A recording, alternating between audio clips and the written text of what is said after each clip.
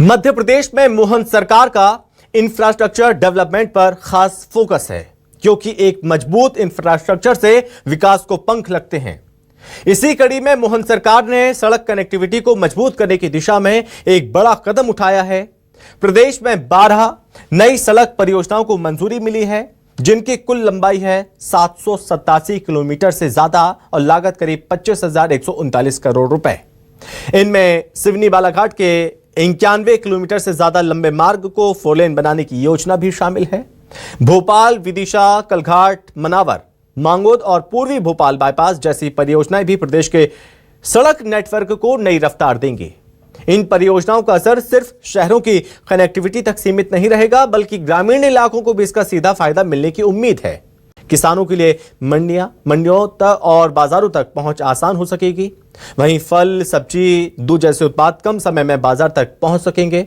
Warehouse और cold storage तक बेहतर कनेक्टिविटी से लॉजिस्टिक्स व्यवस्था मजबूत होगी।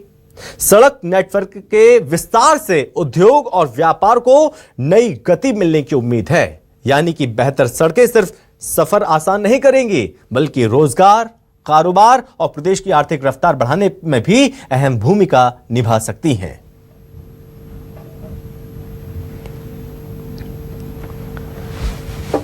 तो मध्य प्रदेश में मोहन सरकार का इंफ्रास्ट्रक्चर डेवलपमेंट पर खास फोकस है, इस पर विशेष ध्यान दिया जा रहा है।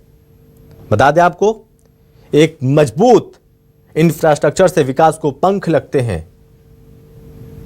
मोहन सरकार ने सड़क कनेक्टिविटी को मजबूत करने की दिशा में एक महत्वपूर्ण स्टेप लिया। मध्य प्रदेश में 12 नई सड़क परियोजनाओं को मंजूरी मिली है, जिनकी कुल लंबाई है 787 किलोमीटर से ज्यादा और जिसकी लागत है करीब 25,139 करोड़ रुपए। इनमें सिवनी बालाघाट के 91 किलोमीटर से ज्यादा लंबे मार्ग को 4 लेन बनाने की योजना भी शामिल है। इसमें सबसे खास बात आपको बता दें कि भोपाल, विदिशा, खलघाट, मनावर, मांगोद और पूर्वी भोपाल बाईपास जैसी परियोजनाएं भी प्रदेश के सड़क नेटवर्क को गति देंगी, रफ्तार देंगी। और सबसे अहम चीज ये भी, इन परियोजनाओं का असर सिर्फ शहरों की कनेक्टिविटी तक सीमित नहीं रहेगा, बल्कि फोकस ग्रामीण इलाकों पर भी है कि ग्रामीण इलाकों को भी इसका सीधा फायदा मिले। इसको लेकर प्रयास लगातार किए जा रहे हैं और यह कदम बढ़ाया है मोहन सरकार ने। किसानों के लिए मंडियों और बाजारों तक पहुंच आसान होगी। बता दें आपको कि जो जरूरतों की चीजें हैं, जो जरूरी चीजें हैं, आवश्यक चीजें, फल, सब्जी, दूध, अन्य खाने पीने की चीजें और महत्वपूर्ण चीजें, उत्पाद कम समय में बाजार तक पहुंच सकेंगे। वेयरहाउस और कोल्ड स्टोरेज तक बेहतर कनेक्टिविटी होगी और इस कनेक्टिविटी से लॉजिस्टिक्स व्यवस्था और ज्यादा सुदृढ़ होगी, मजबूत होगी। सड़क नेटवर्क के विस्तार से उद्योग और व्यापार को नई गति मिलने की पूरी उम्मीद है। पूरा फोकस है सरकार का। बेहतर सड़कें सिर्फ सफर आसान नहीं करेंगी, बल्कि रोजगार, कारोबार और प्रदेश की आर्थिक रफ्तार को बढ़ाने में अपनी अहम भूमिका निभा सकती हैं।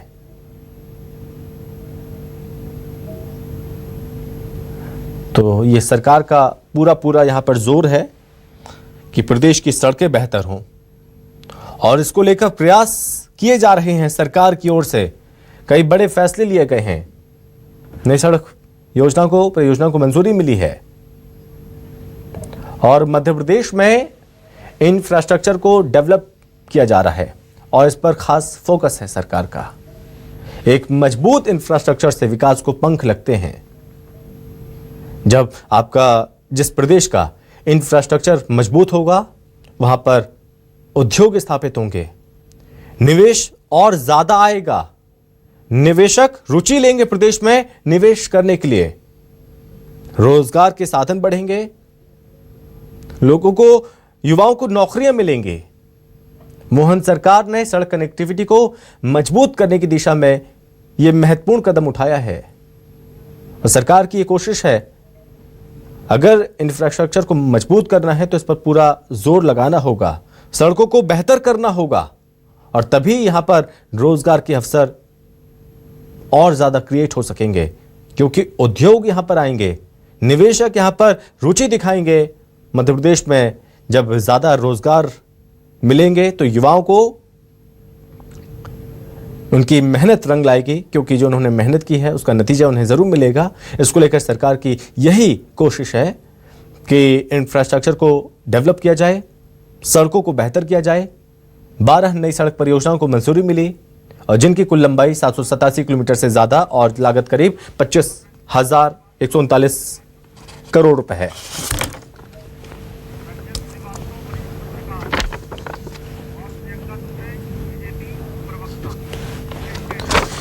और इस पर बातचीत भी करेंगे। बातचीत करने के लिए हमारे साथ कुछ मेहमान जुड़ रहे हैं।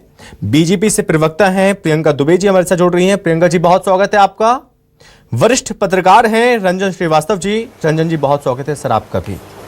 तो सबसे पहले प्रियंका जी, मैं आपके पास आ रहा हूं। नमस्कार जी। 12 नई सड़क परियोजनाओं को मंजूरी दी है सरकार ने। एमपी के विकास के लिए कितना बड़ा कदम इसे माना जाए, प्रियंका जी? नमस्कार समस्त पैनल और दर्शकों को। मध्य प्रदेश में जब बजट आया था इस बार, तो उसके जो माइलस्टोन्स रखे गए थे जिनके ऊपर बेसिकली जो काम करना था उसको ज्ञानी नाम दिया गया था। उसमें इंफ्रास्ट्रक्चर और इंडस्ट्रीज को अलग से ऐड किया गया था। अगर हम बात करते हैं तो गरीब कल्याण की योजनाएं हो, चाहे युवा यूथ के लिए कार्य करने की बात हो, अन्नदाता की और नारी, ये तो हमारा केंद्र की तरफ से चलने वाला नैरेटिव था। उसके बाद में उसमें 2 चीजें स्पेशली मध्य प्रदेश में ऐड की गई थी और उसका कारण बस यही था कि अगर हम बात करते तो मध्य प्रदेश जिस तरीके से सेंटर ऑफ इंडिया, या अगर हम मध्य प्रदेश को कहें कि जो भारत का हृदय है, उस हृदय से ही होकर के सारे सीमावर्ती राज्य जाते हैं, तो निश्चित है कि वहां की अगर इंफ्रास्ट्रक्चर डेवलपमेंट या उसके ऊपर कार्य किया जाएगा, सबसे ज्यादा जो बजट भी है उसमें अगर हम बात करें तो 1.15 जो लाख जो बजट था वो स्पेशली इंफ्रास्ट्रक्चर के लिए अलॉटेड करके रखा गया था, जिसमें ये चीजें जो कह सकते रेल हो, चाहे आपकी सड़कें हो, चाहे दूसरे जो रास्ते हो, उनके ऊपर स्पेशली फोकस किया गया। और उसका कारण यही था कि जितना मजबूत इंफ्रास्ट्रक्चर होगा, पानी की व्यवस्थाएं होगी, पावर की व्यवस्था होगी, तो हमारे इंडस्ट्रीज की जो हमेशा शिकायतें आती थी कि लैंड का प्रॉब्लम क्रिएट होना या पावर सप्लाई का प्रॉब्लम क्रिएट होना, या जो रीजनल दिक्कतें दिखती थी जिनके कारण हमें इन्वेस्टमेंट में दिक्कत आती थी, तो उनके ऊपर सबसे ज्यादा फोकस किया गया। और आप देखिए कि अगर चाहे लास्ट ईयर का औद्योगिक वर्ष के तौर पे हम बात करें, जिस तरीके से अलग अलग रीजनल समिट हो, फिर ग्लोबल समिट हो, और बाद में जो कृषि आधारित व्यवसाय है उनके ऊपर कार्य करना, एक ही मॉड्यूल पर सिस्टमैटिकली सरकार कार्य कर रही है, निश्चित है उसके जो परिणाम है वो काफी सकारात्मक नजर दिया है। प्रियंका जी, एक बात बताइए कि जैसा कि हमने देखा अब ये फैसला लिया गया कि 747 किलोमीटर से ज्यादा नई सड़क बनेंगी, तो इससे आम लोगों के जीवन में किस तरह का बदलाव आगे आने वाले समय में देखने को मिलेगा? तो छोटे से मॉड्यूल से बताऊंगी मैं।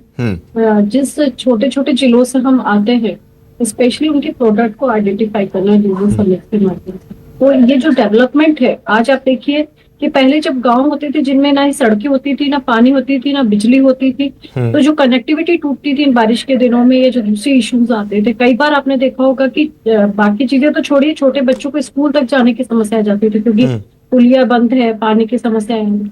आज ये सारी चीजों को आप देखिए हमने बिल्कुल रेक्टिफाई कर दिया। जो गाँव है वो तक आपके सोशल मीडिया कनेक्टिविटी हो, चाहे वाईफाई कनेक्टेड हो, चाहे रोड के माध्यम से कनेक्टेड हो, कनेक्शंस आप खुद देख सकते हैं कि आज मैं भोपाल से काफी दूर बैठ करके भी डिबेट में पार्टिसिपेट कर पाती थी। ये जो डेवलपमेंट्स है, ये नैरेटिव सेट करने से, या कह सकते हैं कि स्पष्ट जिनकी सरकारों की नीतियां होती है उनके माध्यम से निकल करके आ पाते हैं। इसके अलावा एक और उदाहरण मैं बताऊंगी कि जो पहले चीजें बात करते थे, जैसे मंडी तक पहुंचने में अनाज कई बार तो रास्ते ही नहीं होते थे, तो पहुंचने में ही बर्बाद हो जाता था। तो बेहतर है कि उसके ऊपर कार्य हो पाया है। आज कनेक्टिविटी के कारण हम स्टोरेज हो, वहां पर भी अपने प्रोडक्ट्स को भिजवा पा रहे हैं, सेव कर पा रहे हैं, सुरक्षित रखवा पा रहे हैं, कोल्ड स्टोरेज तक जा करती है, मंडियों में सुरक्षित करवा पा रहे हैं, वेयर हाउस में सुरक्षित रखवा पा रहे हैं। नहीं तो फसलें आपने खुद ने भी देखी है किस तरीके से प्राकृतिक मार्ग के कारण भी खराब हो जाती थी। तो डेवलपमेंट छोटे छोटे मॉड्यूल से आया। हाँ। ये मैं बिल्कुल स्पष्ट और कहीं ना कहीं इसका फायदा आम लोगों को जरूर है। मिला है। सबसे महत्वपूर्ण चीज इसका फायदा किसानों को भी बहुत ज्यादा मिला है। ठीक है प्रियंका जी, मैं आपके पास लौटूंगा। इस बीच रंजन जी, मैं आपके पास आ रहा हूं। रंजन जी, थोड़ा बताइए विस्तार से आप कि सड़क नेटवर्क के विस्तार को आप मध्य प्रदेश की अर्थव्यवस्था के लिहाज से कितना महत्वपूर्ण मानते हैं?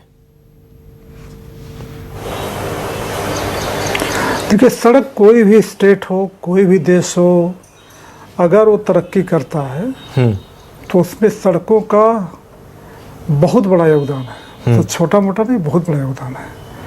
और जैसा केंद्रीय सड़क और परिवहन मंत्री गडकरी जी अपने भाषणों में अक्सर बोला करते हैं, अमेरिका का उल्लेख करते हैं कि अगर अमेरिका बढ़ा तो उसमें सड़कों का बहुत बड़ा उसमें रोल था। वर्तमान प्रदेश में जब से नए मुख्यमंत्री ने कार्यभार संभाला है तो जो नई चीज़ें हुई हैं वो है कि जो रीजनल इन्वेस्टर्स मीट की शुरुआत हुई है, उसमें है कि जो क्लस्टर्स हैं इंडस्ट्रीज के या डेवलपमेंट के, उद्योगों के, वो एक जगह इकट्ठा कंसंट्रेटेड ना होके पूरे प्रदेश में उसका जाल बिछे। तो शुरुआत एक अच्छी हुई कि हर जगह जो डिफरेंट रीजन्स हैं वहाँ पे इन्वेस्टर्स मीट हुए।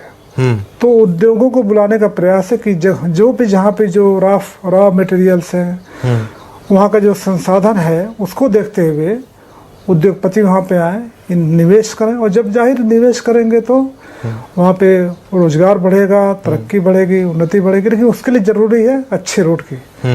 और जो अभी जो 7-12 जो नई सड़क परियोजना की बात हो रही है इस प्रोग्राम में, अच्छी बात है। सारे पूरे स्टेट में जितने रीजन्स हैं, चाहे वो बिंद रीजन हो, चाहे बुंदेलखंड हो, महाकौशल हो, ग्वालियर चंबल, सेंट्रल एमपी और मालवा निमाड़ का बहुत बड़ा एरिया, सारे स्कीम में, सारे रीजन्स में ये स्कीम्स में ये समाहित किया हुआ है, लिया हुआ है।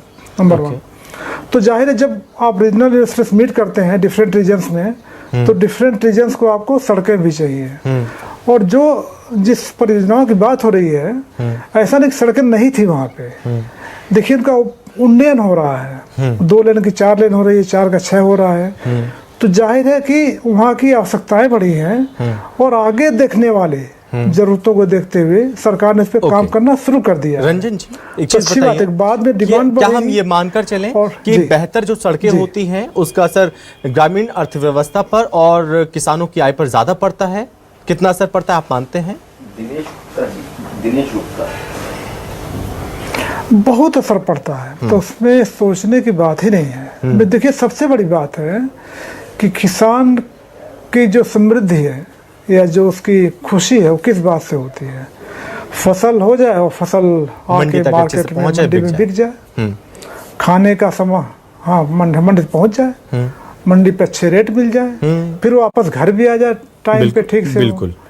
तो अगर सड़कें अच्छी हैं तो जो प्रोड्यूस आपका है मंडी तक जा रही है और किसान टाइम पे आ भी रहा। आप याद कीजिए, मुझे याद है चाहे गन्ने का सीजन हो या धान गेहूं का जब प्रोक्योरमेंट होता था, तो जब मैं बहुत पुरानी बात कर रहा हूँ तो दिनों लग जाते थे जाने में, और उसके बाद फिर आने में भी उतना टाइम लगता था, सड़कें खराब, गड्ढे। तो अगर तब इससे अच्छी हुई है, अब किसान सेम डे जा करके, अगर आपका टाइम मिला हुआ है, आप जाते हैं अपना जो फसल है उसको तोल करवाते हैं, सेम डे आ जाते हैं। और एक और जो अच्छी बात है कि जब सड़कें बनती हैं, ये जो भी रोड की बात कर रहे हैं, चाहे ग्रामीण से, अगर आप कस्बे से ग्राम से कस्बा, कस्बा से तहसील, तहसील से जिला, जिला से जो कमिश्नरेट है, कमिश्नरेट से भोपाल जो आपका स्टेट कैपिटल है, अगर आप देखेंगे जो भी नई रोड बनी है और जो उन्नयन हुआ है, अच्छा खासा एक बिजनेस स्पॉट हो गया जगह जगह। जो टाउन से अच्छे खासे डेवलप हो गए हैं, तो छोटे छोटे क्लस्टर डेवलप हो गए हैं जहाँ पे लोगों को रोजगार, चाहे रेस्टोरेंट खुल गए हैं, नई नई चीजें आ गई हैं, बिक रहे हैं, लोग रुकते हैं वहाँ पे जा करके। ठीक। और अभी जो एक और चीज होने जा रही है मध्य प्रदेश में, वो सिंहस्थ है। हाँ। अगर सिंहस्थ को लेकर देखा जाए और खासकर जो मालवा निमाड़ है, तो उसके लिहाज से भी इन रोडों का बहुत बड़ा रोल होगा कि जो धार्मिक पर्यटन है हर रीजन में सिग्नल तो वही है, ठीक है। उससे भी बहुत माकूल रहेगा, एक ठीक फायदा है। पहुंचाएगा। ओके प्रियंका जी, थोड़ा इस चीज़ को बताइए कि जब हम देखते हैं कि राजधानी भोपाल में आज के समय में जिस तरह से आबादी बढ़ रही है, प्रियंका जी आप तक आवाज़ पहुंच रही मेरी? शायद संपर्क नहीं हो पा रहा है, एक बार फिर से मैं उन्हें कनेक्ट करने की कोशिश करूंगा। रंजन जी, मैं आपसे इस चीज़ को जानना चाहूँगा, ये सवाल मैं आपके पास लेकर आ रहा हूँ कि जब हम देखते हैं कि राजधानी भोपाल में आबादी बहुत तेज़ी के साथ बढ़ी है और ऐसे में समस्या ट्रैफिक को लेकर भी है, तो जब हमने ये चीज़ देखी कि भोपाल विदिशा और पूर्वी भोपाल जो बाईपास जैसी परियोजनाएँ हैं, तो ट्रैफिक व्यवस्था को ये बेहतर बना पाएंगी? नहीं, उसका देखिए दो फायदा होगा। ट्रैफिक का फायदा तो वही है, जो सबसे बड़ी बात है कि जब रोड अच्छी नहीं होती है तो जो आपका कंसंट्रेशन है पॉपुलेशन का एक जगह पे हो जाता है। ठीक है, अगर कोई व्यक्ति सीहोर से आना चाहता है और रोड अच्छी है तो सीहोर से आएगा, वो भोपाल में क्यों रहेगा? वो सीहोर में कम पैसे में मकान मिल जाएगा उसको, वहाँ का रहने वाला है तो उसको पैसे नहीं देने किराए के। कोई बाहर से आ रहा है तो अगर सीहोर में रह रहा है तो कम पैसे में किराए का मकान मिल जाएगा। मोबिलिटी अच्छी है, आके उसके बच्चे यहाँ पढ़ भी सकते हैं, खुद भी आ सकता है, वापस जा सकता है। तो दो फायदा होने जा रहा है। एक तो जो ट्रैफिक का, बिल्कुल आपने अच्छा विषय उठाया है, ट्रैफिक का एक डिकंजेशन होगा, ट्रैफिक तो बढ़ेगा। दूसरा जो बार बार बात होती है सरकार के स्तर पर और जो नीति निर्धारक हैं, जो अर्बन प्लानर है देश के, वो कहते हैं कि जब हम एक सेटेलाइट टाउन बनाते हैं, सेटेलाइट टाउन से क्या होता है कि आपका एक जगह पे कंसंट्रेशन कम होता है। तो एक तो दो फायदा है, एक तो बोझ कम हुआ, सिटी हो, सिटी हेडक्वार्टर, सिटी का जो डिस्ट्रिक्ट हेडक्वार्टर्स है या डिविजनल हेडक्वार्टर्स है या स्टेट हेडक्वार्टर है, जो स्टेट कैपिटल है, वहाँ पर कंसंट्रेशन कम होता है। दूसरा जो एक सेटेलाइट टाउन डेवलप होता है तो वहाँ भी अच्छे रोजगार हो जाता है, अच्छी सुविधाएं मिलती है, वहाँ पे पठन पाठन अच्छा हो जाता है, नए स्कूल खुलते हैं, हॉस्पिटल अपग्रेड कर जाते हैं। तो नए रोड का फायदा ये है कि जो ये बात हो रही है भोपाल विदिशा की, तो अगर विदिशा रोड का उन्नयन हो रहा है तो वहाँ से लोग आ सकते हैं, सुबह के काम करेंगे वापस चले जाएंगे। तो भोपाल में प्रेशर निस्संदेह कम होगा, ठीक है, कोई डाउट नहीं। ओके रंजन जी, जैसा कि हमने देखा कि कई महत्वपूर्ण सड़कें हैं और इसमें एक चीज़ आती है यहाँ पर रंजन जी कि भोपाल विदिशा के साथ साथ सिवनी बालाघाट, जी हाँ, सिवनी बालाघाट 4 लेन जैसी परियोजनाओं का स्थानीय व्यापार और पर्यटन पर कितना असर होगा? क्योंकि माना जाता है कि आदिवासी बेल्ट है यहाँ पर, आदिवासियों को भी इससे ज़्यादा फायदा होगा। स्थानीय व्यापार को कितना और पर्यटन को कितना इसमें असर पड़ेगा सर? देखिए पर्यटन तो, और आपने बिल्कुल अच्छी बात कही, एक और अच्छा विषय उठाया आपने। मैं पिछला एक पॉइंट भूल गया था जो कि टाइम कम था। अगर विदिशा की बात हो रही थी और मैं सिवनी बालाघाट की बात कर रहा हूँ, उसमें जुड़ जाएगा। ओके, ये है कि जो सांची बहुत बड़ा बुद्धिस्ट सेंटर है, तो सांची को अगर हम विदिशा रोड बनाते हैं, उन्नयन करते हैं उसका, तो न केवल देश से बल्कि विदेश से भी लोग बहुत बड़ी संख्या में आना चाहते हैं, आते भी हैं, ऐसा नहीं है। तो जो पर्यटन है आपका, और इसी रोड को आप आगे बढ़ाएंगे, इस रूट को आगे बढ़ाएंगे तो बुंदेलखंड होते हुए यूपी निकल जाएगा। तो कोई व्यक्ति जो वाराणसी जाना चाहता है या बिहार में गया जाना चाहता है तो पूरा सर्किट बनता है बुद्धा का। तो बहुत से लोग जो भगवान बुद्ध के अनुयायी हैं या जो उनके फॉलोअर्स हैं या जो काम करते हैं, उन पे उनके जो शिक्षाएं हैं उस पे काम करते हैं, उनको फॉलो कर रहे हैं, वो पूरे सर्किट कवर करना चाहते हैं वारा करके। तो ऐसे में सांची का एक बहुत बड़ा एक जगह होगी जो कवर होगा। तो आपने सिवनी बालाघाट की बात की और खासकर जो दूरस्थ एरिया है, तो हमारे यहाँ जो देखिए सबसे बड़ी बात है कि मध्य प्रदेश में सबसे ज्यादा टाइगर रिजर्व आपके पास है, सबसे ज्यादा फॉरेस्ट कवर आपके पास है, सबसे ज्यादा नेचुरल रिसोर्सेज आपके पास है। यहाँ पे मेडिकल, आयुर्वेद का मेडिकल हब बन सकता है, काफी कुछ काम भी चल रहा है। तो जो अगर आप आगे बढ़ते जाएंगे तो जो आदिवासी एरिया है, जो ग्रामीण एरिया है, वहाँ बहुत बड़ा खजाना छिपा हुआ नेचर का, चाहे नेचुरल ब्यूटी को मान लें, पर्यटन को लेकर के, या जो आयुर्वेद की दृष्टि से मान लें चीज़ों को, और खासकर जो अभी आजकल का जो समय है, जो स्ट्रेस वाली लाइफ हो गई है, तो लोग चाहे दिल्ली में हो, मुंबई में हो या बाहर हो या बड़े बड़े सेंटर्स में हैं, वो ऐसी जगहों पे आकर तो अपना स्ट्रेस कम करना चाहते हैं। तो मध्य प्रदेश में अगर रोड अच्छी है और अच्छी है भी, उसको आगे बढ़ाया जा रहा है, तो ऐसे लोग संख्या बढ़ेगी जो दूरस्थ इलाकों में जा करके, वनवासी इलाकों में जा करके, टाइगर रिजर्व की जगहों पे जा करके और रिसोर्ट पर रह करके अपने स्ट्रेस को दूर करना चाहेंगे। परिवार सहित भी लोग आते हैं। ओके, तो एक समय रंजन फायदा जी होगा एक बात, हमेशा ये बात विपक्ष के द्वारा की जाती थी कि गड्ढे सड़कें जगह जगह हादसे, लेकिन कहीं ना कहीं उनसे निजात आज जरूर मिली है। प्रदेश की जनता को जगह जगह जो गड्ढे थे उन्हें गड्ढा मुक्त बनाया गया। और जो लोग कहते थे कि अगर सड़कें बना देंगे तो कौन सा निवेश आ जाएगा, तो उन लोगों के लिए आप क्या बताएंगे? अगर बेहतर कनेक्टिविटी होगी, बेहतर सड़कें होंगी, तो निवेश किस तरह से आकर्षित किया जा सकता है, उन्हें क्या बताएंगे आप? हाँ भाई, नहीं, जो लोग ऐसा बोलते हैं कि सड़कों के होने से निवेश नहीं आएगा, उनको या तो समझ नहीं है निवेश की, या तो उनको समझ नहीं विकास की। ऐसा हो ही नहीं सकता कि बिना स्ट्रक्चर के निवेश आए आपके। मुझे याद है कि यहाँ पे तो लोग तो सरकार का लगातार संपर्क बना हुआ है। अगर चीन में आज की तारीख में प्रोग्रेस हुई है, संघाई में खासकर उनका जो सेंटर बना हुआ है, तो बहुत बड़ा रोल वहाँ के इंफ्रास्ट्रक्चर का है। ओके सर, तो मेरे सर ख्याल मैं से आपके पास लौटूंगा, माफ कीजिएगा, बड़े माफी के साथ रंजन जी मैं आपको रोकना चाहूंगा भी, इस बात को मैं आगे कंटिन्यू करूंगा। प्रियंका जी, अगर मैं आपसे ये जानना चाहूं कि जो ये तमाम परियोजनाएं हैं, सरकार की इन परियोजनाओं को समय पर पूरा करने के लिए, और सबसे महत्वपूर्ण चीज होती है जो बात उठती है गुणवत्ता की, तो गुणवत्ता बनाए रखने के लिए क्या रणनीति अपनाई जा रही है? मुझे लगता है कि जो भी अगर डेवलपमेंट किए गए हैं तो एजाइल मॉडल के ऊपर हाइब्रिड जो एमईटी मॉडल्स है, तो केंद्र सरकार का 40:60 रेशियो को लेकर के डेवलपमेंट किया जा रहा है, जिसके कारण अलग अलग राजमार्ग भी, और यह कह सकते हैं कि जो हमारे स्टेट हाईवेज एंड जो वर्क कर सकते हैं उनको लेकर नेशनल हाईवेज को कनेक्ट किया जा रहा है। उसके साथ ही साथ कोशिश यही की जा रही है कि सरकार उनके साथ मिलकर के कार्य करे और बाद में उसको रोल बैक करके पैसा जो है कंपनीज के माध्यम से, थोड़ा इंडस्ट्री कंपनीज का, थोड़ा गवर्नमेंट का, और उसके बाद में मिलकर के कार्य कर रहा है। तो गुणवत्ता का यहाँ पे एक कैसे तो गारंटी भी बना हुआ है और आगे डेवलपमेंट भी हो पा रहा है। दूसरी चीज ये है कि इनके माध्यम से, जैसे अभी भाई साहब को सुन पा रही थी, तो सबसे बड़ा तो जब बात करते हैं टूरिज्म का, अगर महाकाल लूप देख लीजिए, चाहे आप इधर से मैहर का देख लीजिए, चाहे आप ग्वालियर क्षेत्र का देख लीजिए, चाहे सबसे बड़ा हमारा जो मध्य प्रदेश में डेवलपमेंट हुआ वो टूरिज्म को लेकर के हुआ। और ये चीज हम लोग शुरू से कह रहे हैं, सरकार का एक विजन रहा है कि जो हमारा ट्रेडिशनल